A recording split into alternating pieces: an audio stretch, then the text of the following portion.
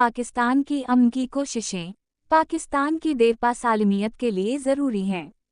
अगर बावजूद ज़रूरत पड़े तो पाकिस्तान का ज़्यादा झुकाव ईरान की तरफ होना ज़रूरी है।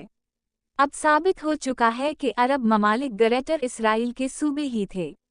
इस जंग से इसराइल ने आखिरी किले ईरान को उलझाकर ईरान को मजबूर किया है कि वो इन सूबों के खिलाफ कार्रवाई करे, जहां से हमला आवर दो ममालिक हमला आवर हो रहे थे।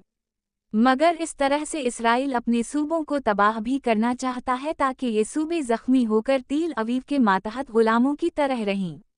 अगर ईरान यहां अमरीकी हद धर्मी और इसराइली बदमाशी के आगे अपने कौमी मफादात को सरेंडर कर देता है तो ईरान भी ग्रेटर इसराइल का सूबा ही बन जाएगा और पाकिस्तान इसका हमसाया, जिसको वो यानी इसराइल भारत की तरह दबाव और जारहियत का शिकार करता रहेगा, जिसका बुनियादी मकसद चाइना की सरहद तक अपने सूबों को फैलाना है।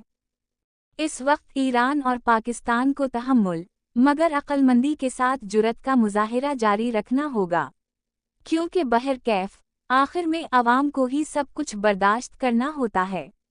यही वजह है ईरानी अवाम ने जेम गफीर की सूरत में जुमा होकर अपनी तनसीबात का दिफा किया है और ट्रंप की गैर इंसानी और गैर अखलाकी धमकियों को हवा में उड़ा दिया है।